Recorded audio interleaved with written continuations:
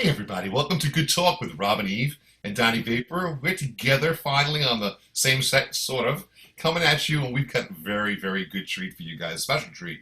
We want to welcome Vinny and Gina Centauro from Rescuing Families. Amazing guests, amazing people, and I want to thank you guys for being on our show today. Thank you so much. Thank you. Thank you guys for having us. We really appreciate this. This is great. It's our pleasure. So let's unpack who you guys are. We've got a lot to share with our audience. You guys have done a lot of things for the community. Where should we start, Robin? What do you think? I think let's start. Where did you start? You established this in 2016. The things that you've put together through this organization are mind-blowing for the community. And how did you even start and think to put this together? Basically, we started off as contractors for almost 12 years working together. Yeah. Going into homes all over Nassau County, Suffolk County, and really seeing the stress that these families were in. We would help them with some basic home repairs, but they needed so much more than than they were telling us. So we would donate our time, help with them with their repairs at no cost to them. And it's something that from that part really grew. We wanted to help so many more families, but financially we couldn't do that on our own. Yeah. So we decided, you know what, let's start a nonprofit up called Rescuing Families to get, backing behind us to help out so many families that were in need all over the island. Yeah. The important part too is that we suffered our own personal losses that kind of propelled us into doing this. We're helping families just like ours. My family, I have a developmentally disabled, autistic, deaf sister. Our dads were both war veterans, Korea and Vietnam, that both had disabilities and have since passed. My mother had lung cancer and passed. So we saw the financial stress that illness and disability can put on a family.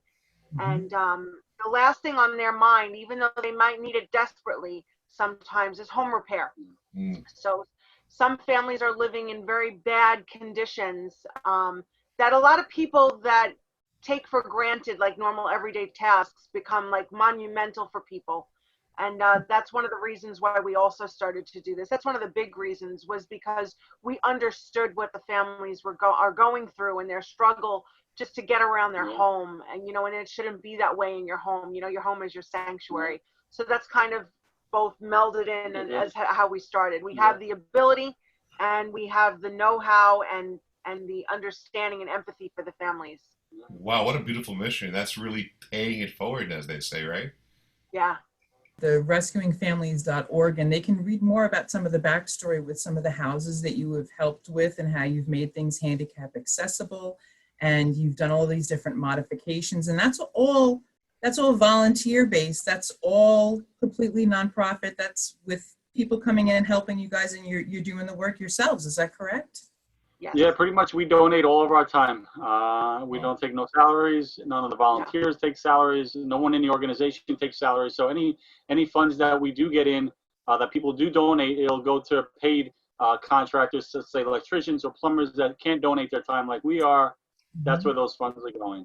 Or to help rehouse the families during the renovations, or to pay for building supplies that we're not able to get donated to us. So yeah, it's really a true nonprofit. We are not making any money. The money comes in and the money goes out to where it needs to go, to the families that need the help.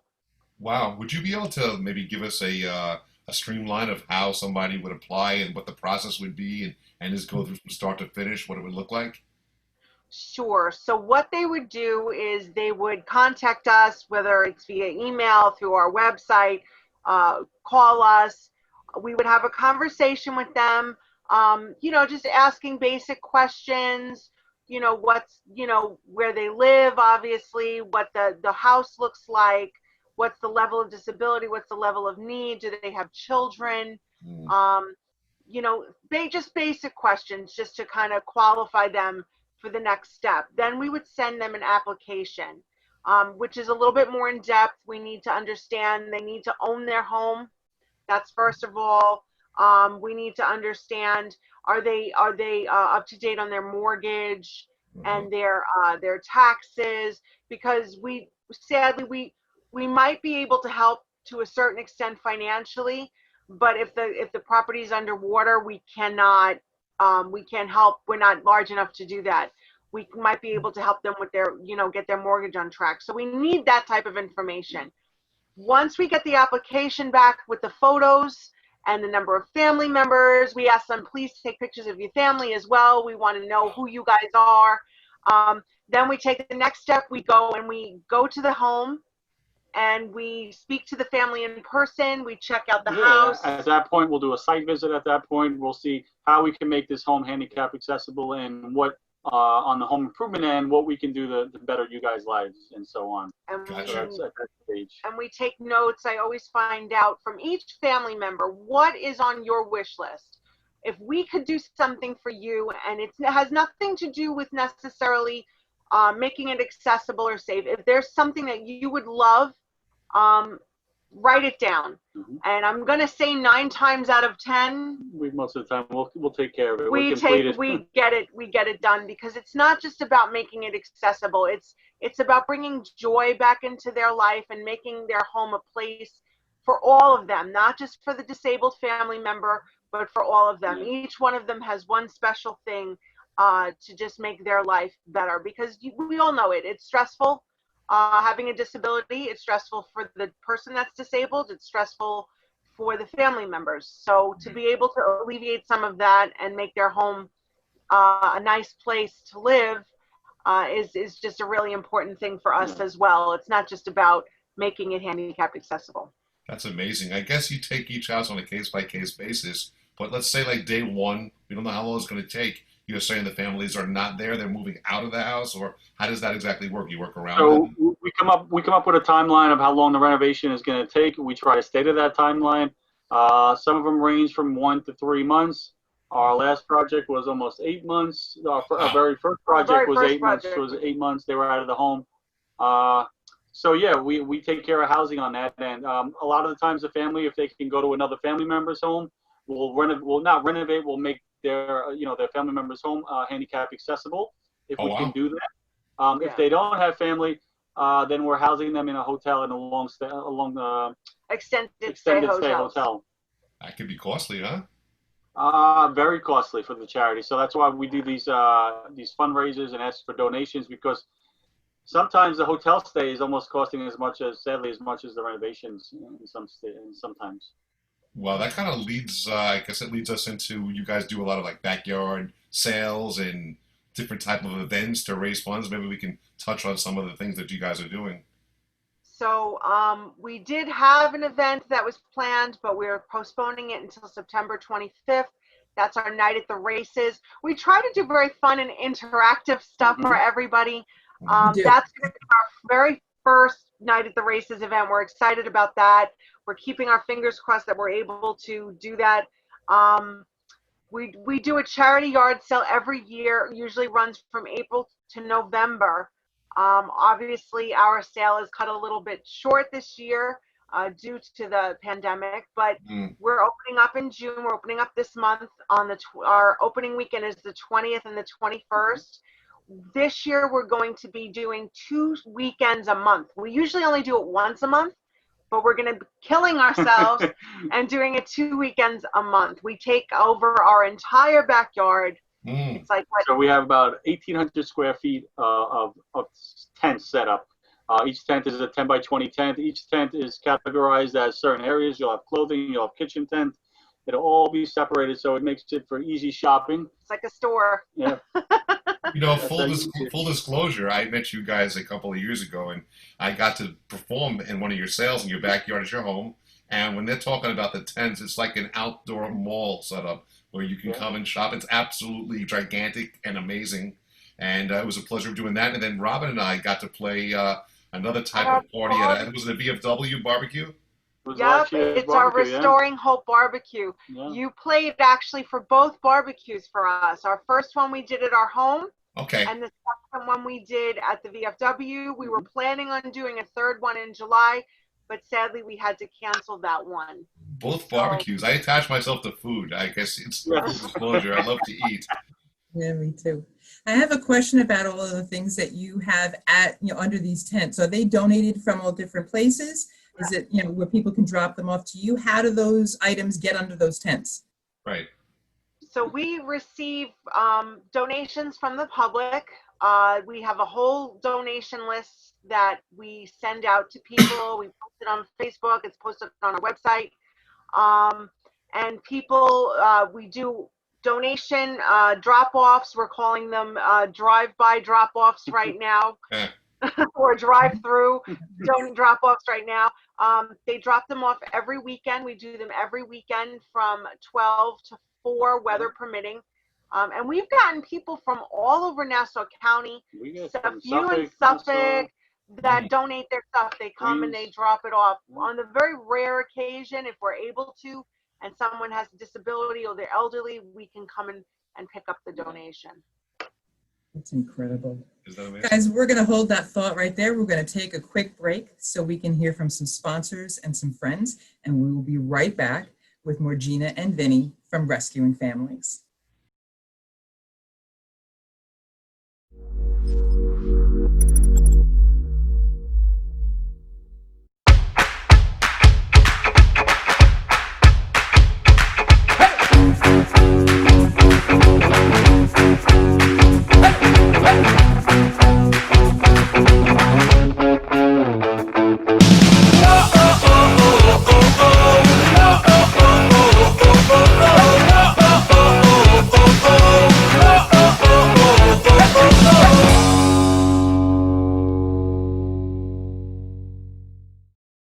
Hey everybody, this is Motorcycle Mike, the personal injury lawyer. I've been riding motorcycles my entire adult life. During the course of my 30-year career as a lawyer, I've also represented countless injured motorcyclists. If you're one of them, I can be of assistance to you. Go to my website, please, motorcyclemikeesq.com. I'll always be there for you. I'm on your side when you ride.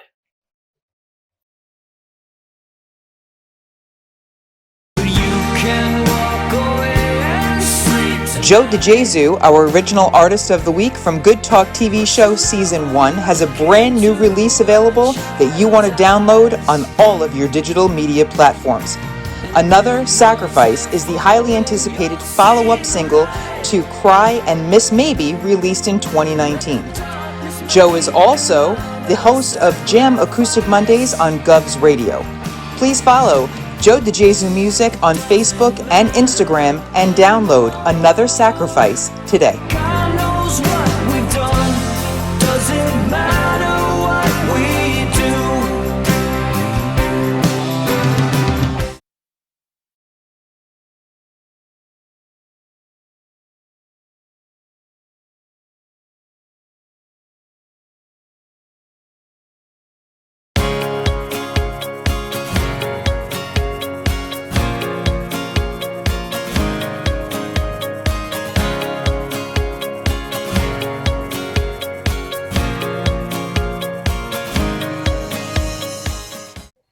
And we are back with Gina and Vinny from rescuingfamilies.org.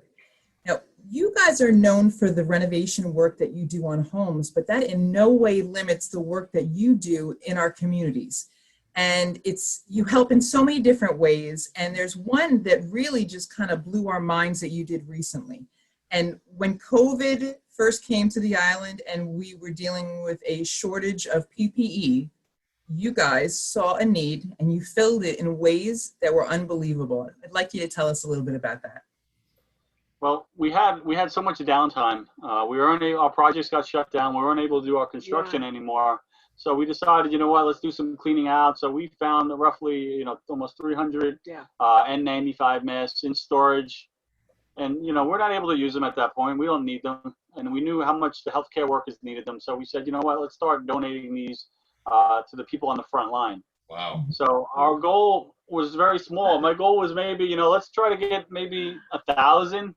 I'd be very happy with that. And I blasted it out, of course, in true fashion. I go big or go home. I blasted it out on Facebook, and the need was so overwhelming. that it kind of hit us like a ton of bricks. You know, we were like, wow, we only have 300 masks. No, We're getting yeah. thousands of people, even at that point, from all over the country. We had Texas, Connecticut, California contacting us, this tiny charity, hearing that we got masks. And this is just through social media. Wow. So we reached out and we put out a plea. We got a really great company out east, the East End Group. Those guys donated us 2,000 masks. Yeah. And then it just kept going from there. And then Good Morning America got wind of the story, and it got going from there. We had the NYPD contact us, and we were able to help the NYPD, the FDNY, United Cerebral Palsy, Nassau and Suffolk, Oh, wow. Eden Genesis, which is for the autistic, the VA hospital out east, every hospital from the Bronx to all the way out to the tip of the island. Basically, we were able to get PPE to all of them. We've been helping recently. We had ACA, which is a huge, one of the largest programs for group homes for the autistic and developmentally disabled. All of their caseworkers from Queens, again, to all the way out in Suffolk have been reaching out to us, and we've been able to get PPE to each one of the families that contact us that need masks, gloves, wipes. When you name it, we went up getting games and crafts to group homes. I mean, it got crazy. It got enormous. We sent huge boxes all the way to Hawaii Holy to cow. help hospitals there, hospitals in Missouri, in Mississippi. It was just, we hit just about every state of the union here. And we're still here and there. It's trickling now, but we're still getting calls here and there for people that need, you know, so we're able to at least direct them to where they have to go. If we can't get it, which right now it's at the point where we're kind of phasing out of that because we have to, you know, start getting back into what we actually do.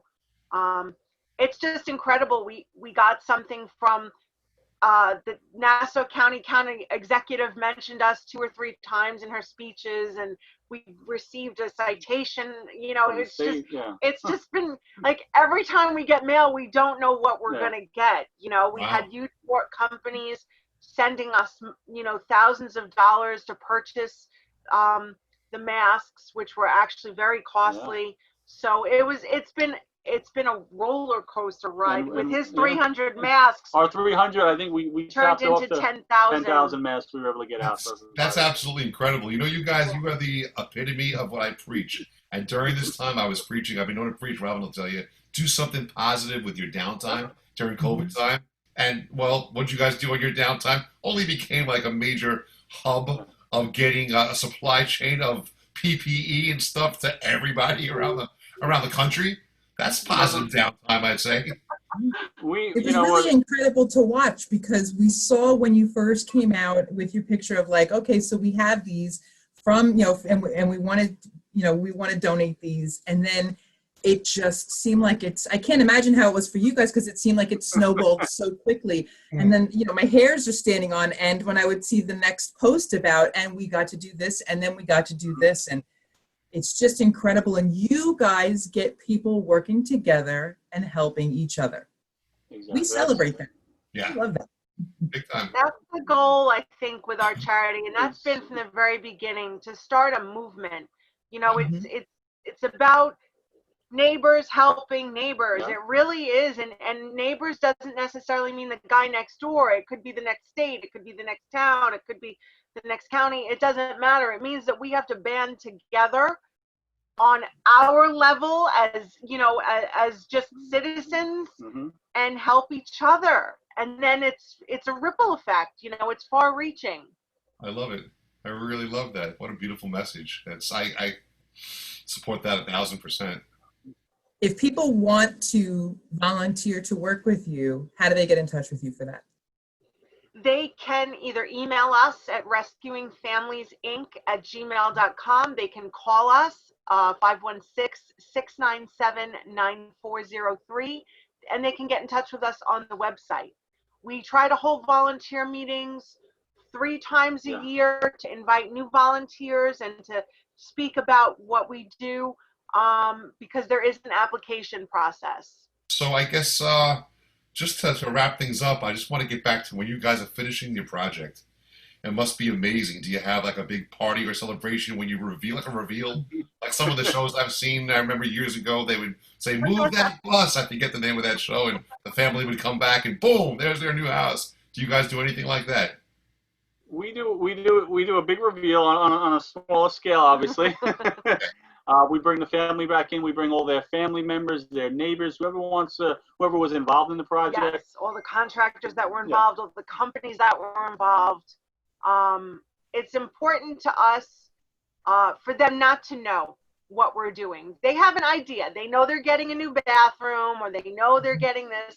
They don't know to what extent it's being done. So they come in, and it's probably the best part of the job. I'll bet for both parties, for you guys and for them, right? Yeah, it's amazing. It's very. There's a lot of crying. There's definitely on all of our parts. It's a very emotional thing.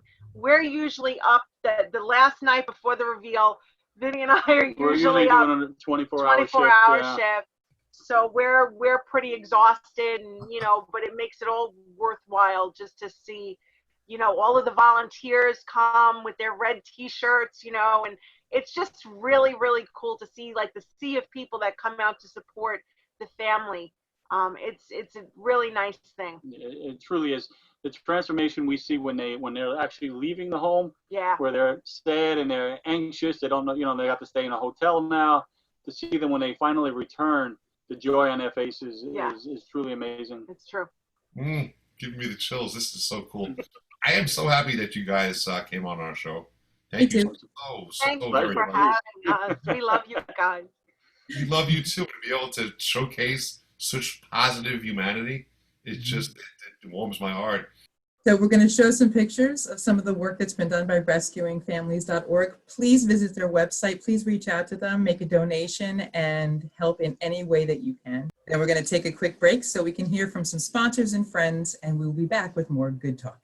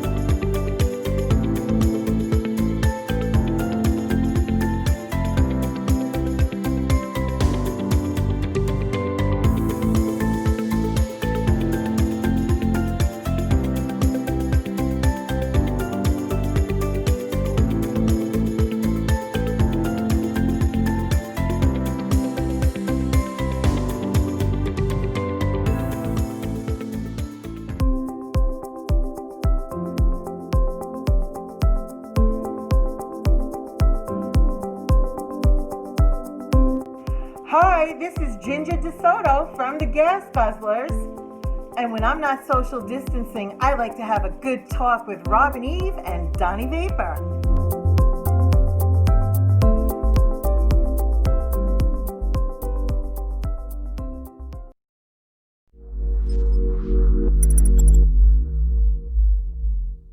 Writing a book is the adventure of a lifetime. Red Penguin Books take pride in giving our authors a publishing experience that is stress-free and celebratory all the way. Some of our authors first approach us with no more than an idea for a book that's ready to sprout. Others submit completed manuscripts. Whether you're at either end or anywhere in between, our goal is to get you published. At Red Penguin Books, we offer options and opportunities that are unique in the world of publishing, and all of them are designed to keep you, the author we so deeply respect, in the driver's seat, unlike other publishing houses. So, if you want to write a book and are looking for a publisher, we've got you covered. Red Penguin Books deal in publishing services, book development, and ghostwriting for digital, print, and audiobook. Call us at 516-448-4993 or visit our website, www.redpenguinbooks.com.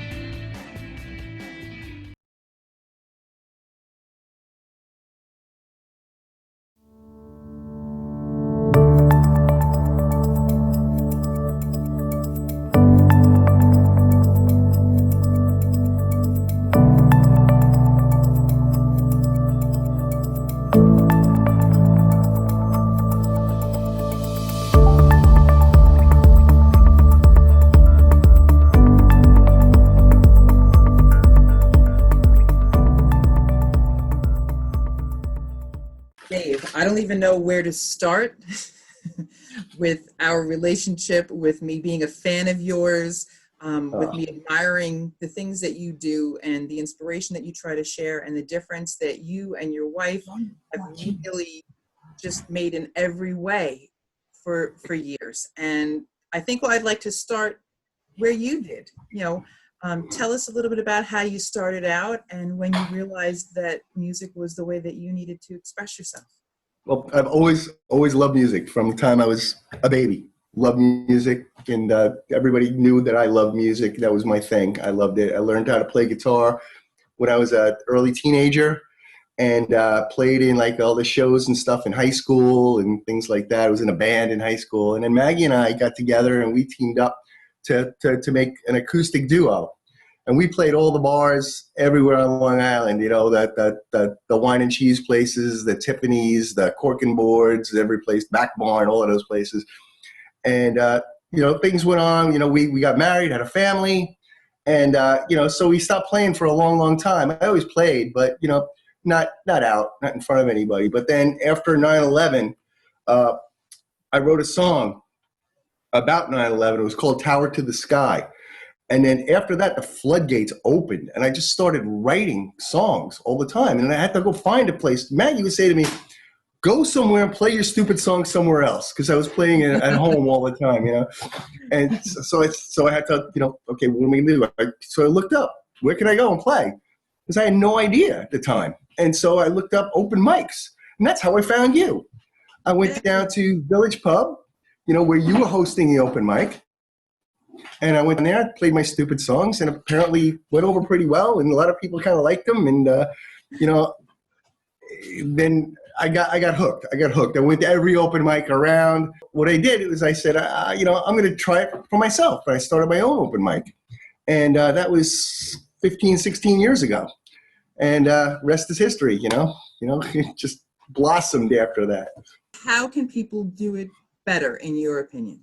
Okay, the host has to be gracious and has to be kind to the people who come down, regardless of their talent level. Because you get beginners, you get people who are like me, who played a long time ago and didn't play for a long, long time. They spent their time raising their family, and they got back into it again. So that's the most important thing. Just be really gracious and be patient with people who are just beginning or haven't done it in a long, long time.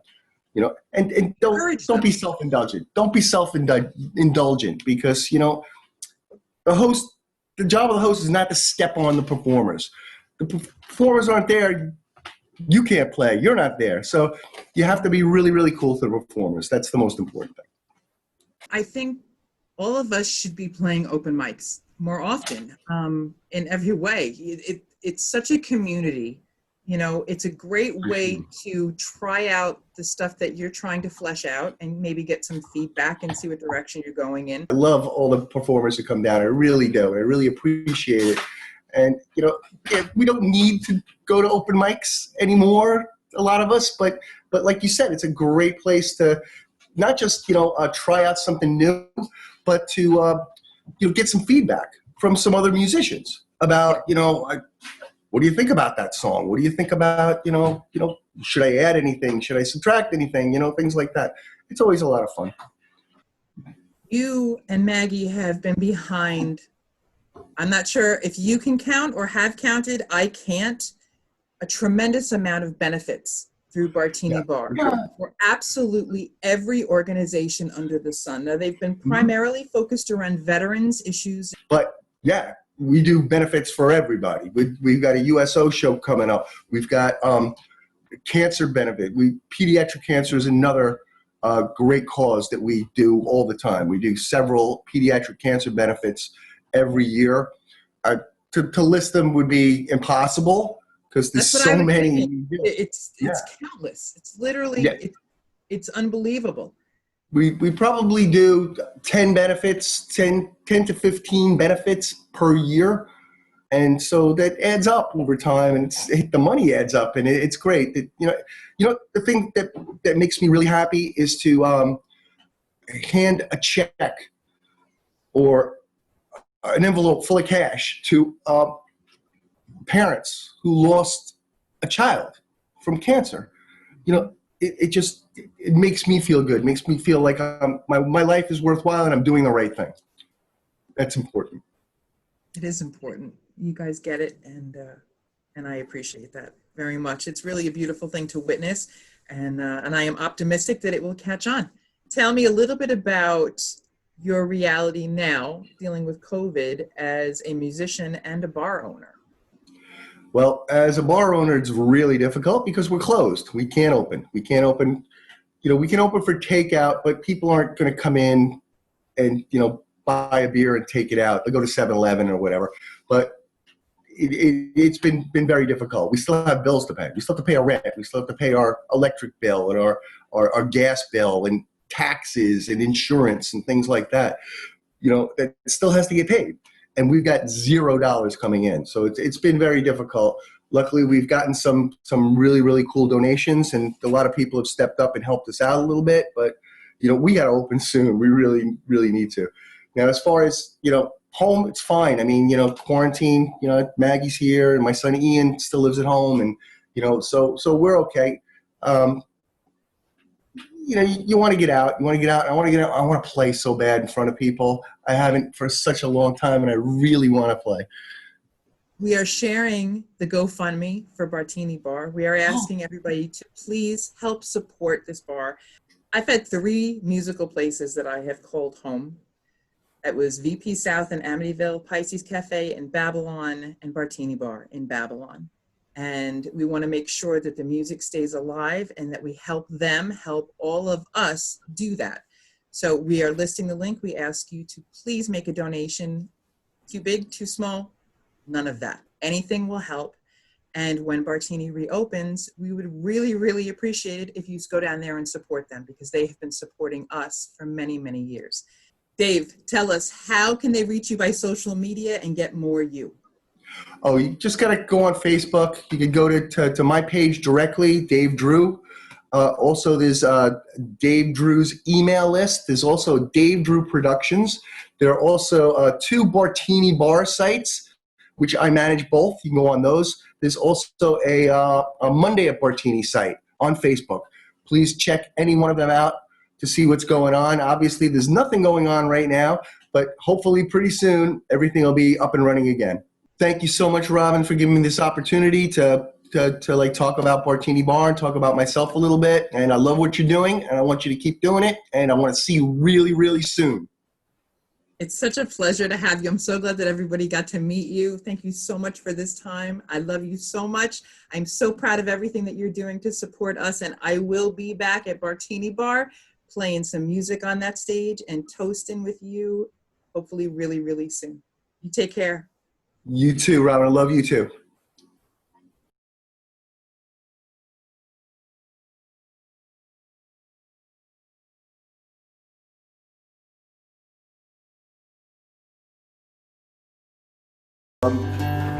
One day he told me he didn't want to play baseball anymore. So this is about childhood fantasies and not imposing your will on your children. It's called baseball.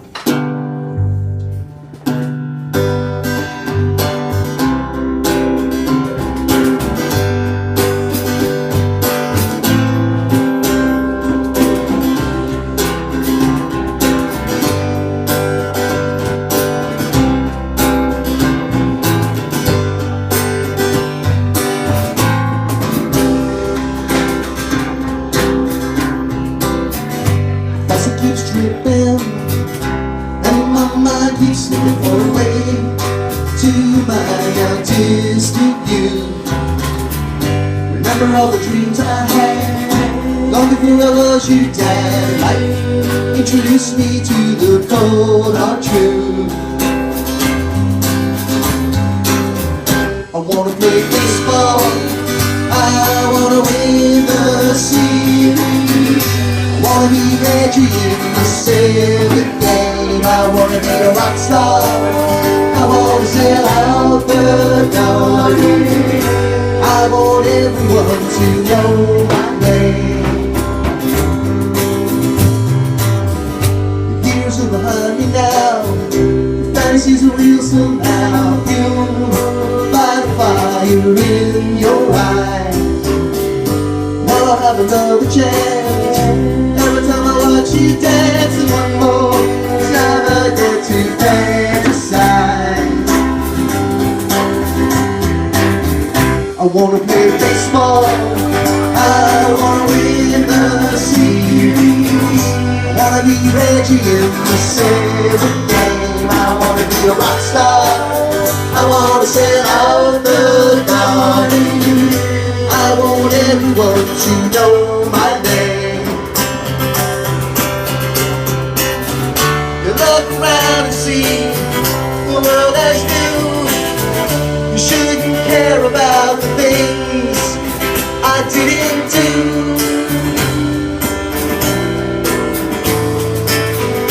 Faucet keeps weeping, and as I watch you sleeping, you have dreams of your own. You don't need to realize the things I used to fantasize. I'll be right there and you'll never be alone. You don't have to play baseball, you don't need to win the series. You can be anything you wanna be. You don't need to be a rock star, just be yourself, and I will be beside you endlessly.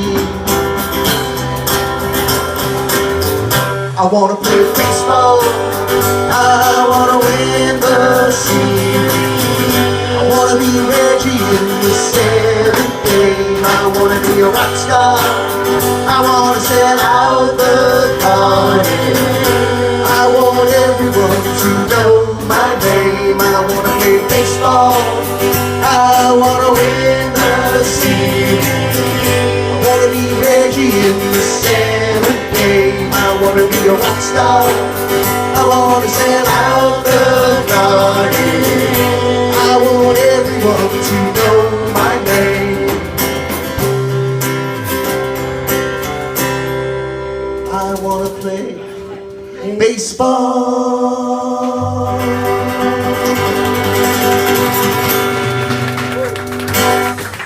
Thank you.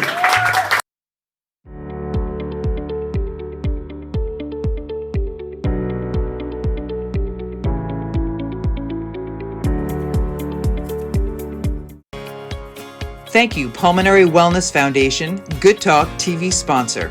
Please visit pulmonarywellness.com to learn more about this incredible organization.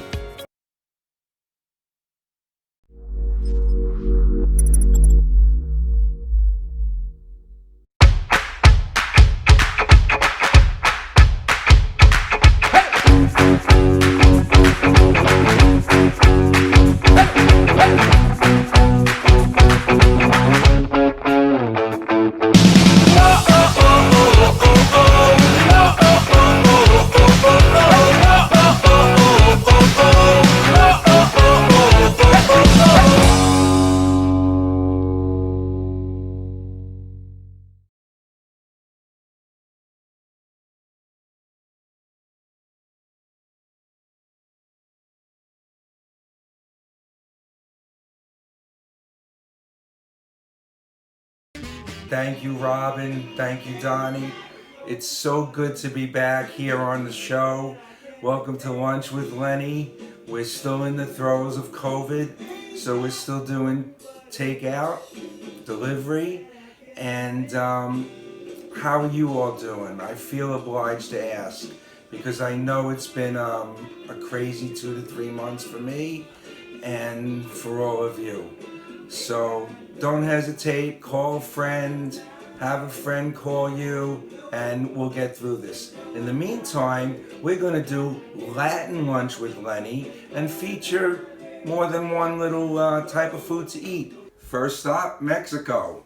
So I spared you the packaging and the baggage, and let's see what we have here. This place is called Puerta Mexicana. It's in East Rockaway, New York. East Rockaway is part of Nassau County versus the Queens side, which you might have heard of Rockaway. Good Mexican takeout, so here we go. First thing is a soup that they make called Aztec soup. I like soup. And it's basically a tomato-based soup with shredded chicken, avocado, and little spices that they like. So let's give it a shot. Yeah, very spicy. On the side, little diced tortilla chips. We'll throw them in there. We'll get some avocado.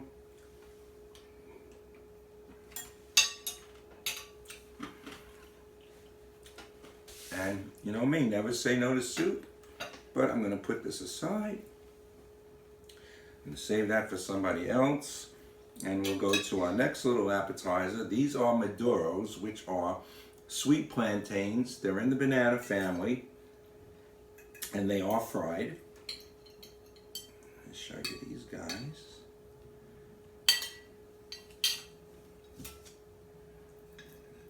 You can see inside they do have that pattern of banana.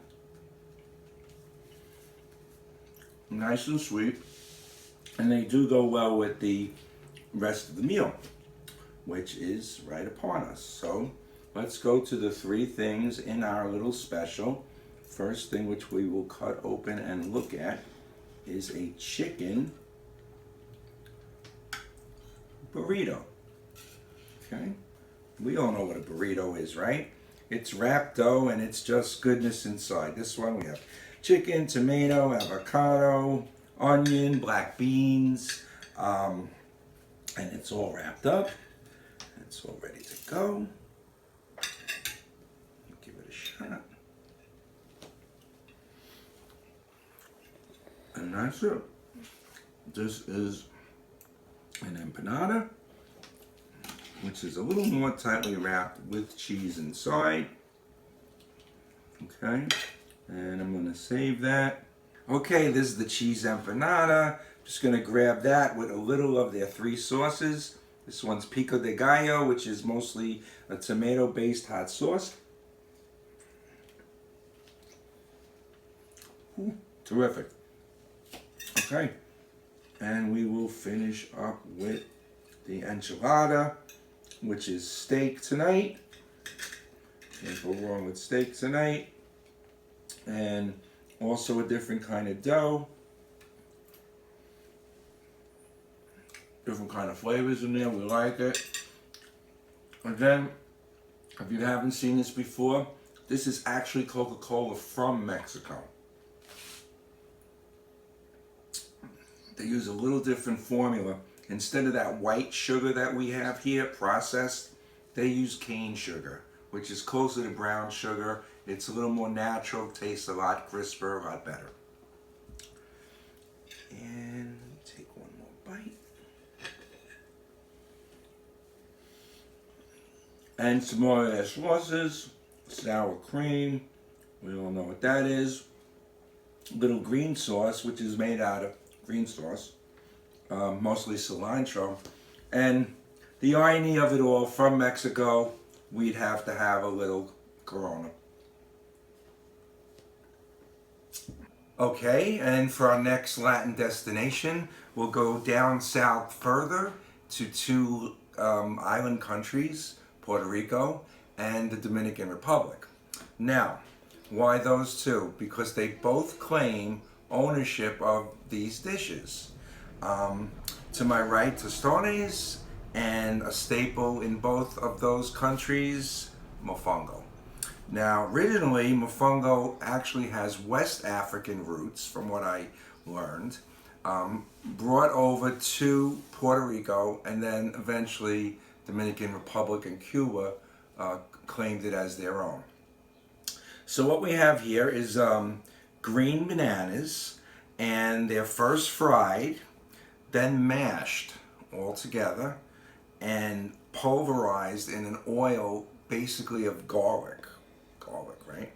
And to make this nice little chicken green banana cake. So we're gonna just dig into that. And the texture is one of the best parts of this. Nice and flaky, light, it stays together.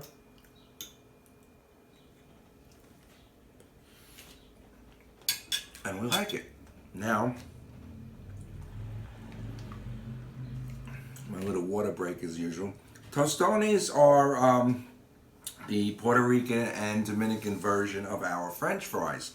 Again, green bananas sliced and fried not once but twice. Okay, so you get a nice fluffy texture, but you get a little crisp outside.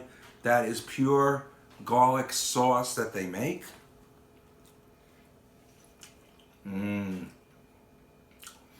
Once again, delicious, and we love those countries too. So that last selection that had me going bananas was from the Punta Cana Grill on Merrick Road in Rockville Center, Long Island.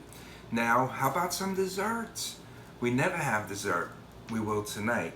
So going down the coast of South America, we'll stop in Peru, where there's an ancient fruit that we're going to turn into dessert. Now this fruit goes all the way back to the Incas. It's known as lacuma. And the interesting thing about lacuma, which means the sun to the Incas, bright yellow flesh inside, is that it has a very high sugar content, okay? And what more to make a very sweet fruit do? Ta-da! Turn it into ice cream, okay?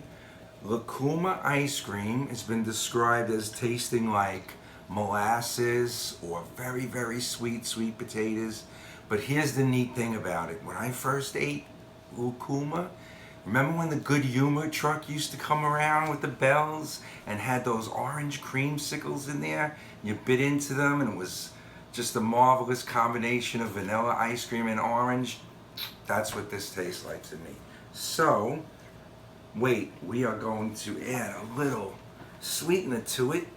Tropical whipped cream infused with coconut cream, coconut whipped cream. All right, I'm gonna have to work on my art a little, but let's give this a little try. You can definitely taste the molasses. It's almost like having some Aunt Jemima's syrup ice cream. Delicious.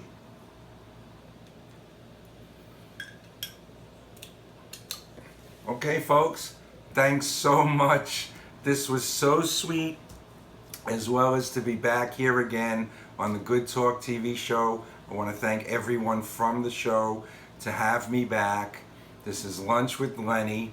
You can reach me at lunchwithlenny@gmail.com. Also available on Facebook, Lenny Spitali. And remember, it's always darkest before the dawn. We are almost through this. Call a friend, have a friend call you. It'll be worth it. Good night, be well, be safe. I'll see you soon.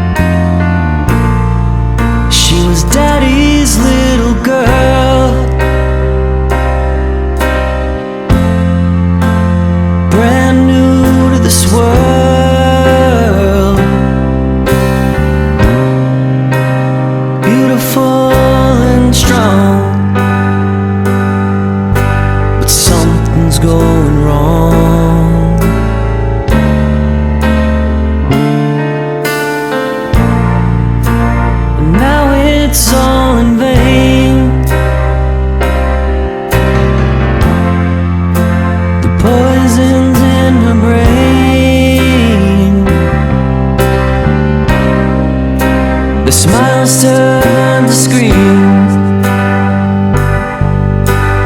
as she leaves this world. But you can walk away and sleep tonight, but he'll never look into his child's eyes. And who knows if or when you'll see the light. Let the darkness make another sacrifice.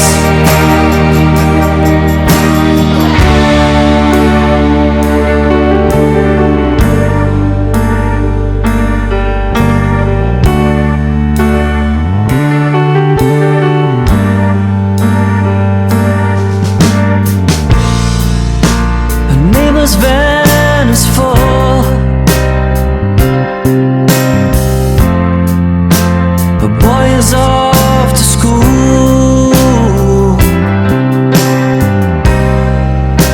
She'll blow just one last kiss. I'll pick you up at 6.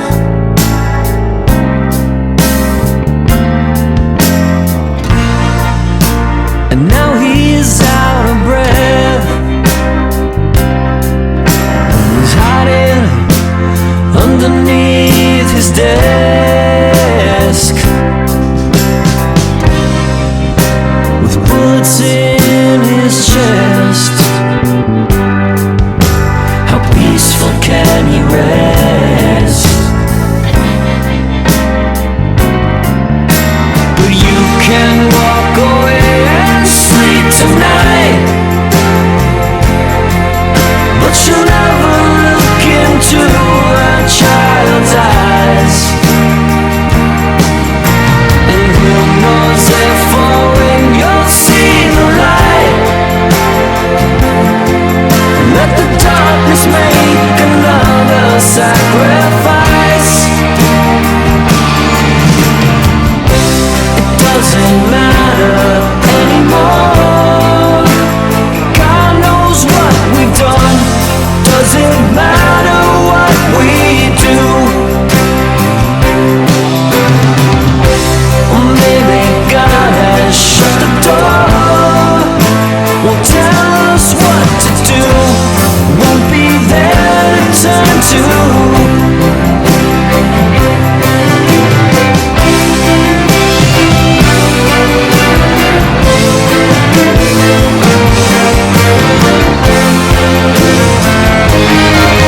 Can't walk away, can't sleep tonight, but you'll never look into our children's eyes. Who knows if or when you'll see the light. Since you lost your way, now we all lose our lives.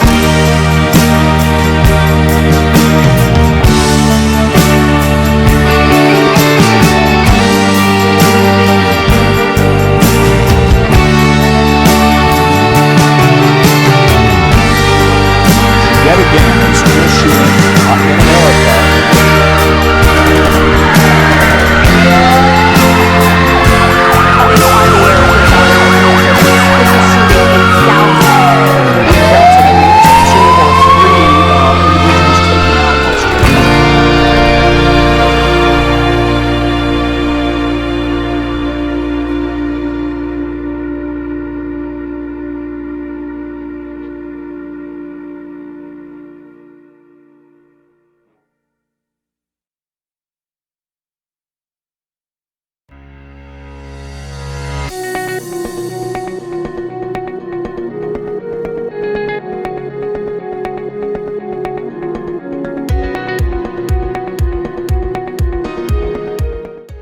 Hi, my name's Phantom, Hi, I'm Aurora. and we love nothing more than a good bark with Robin Eve. and Donnie Vapor.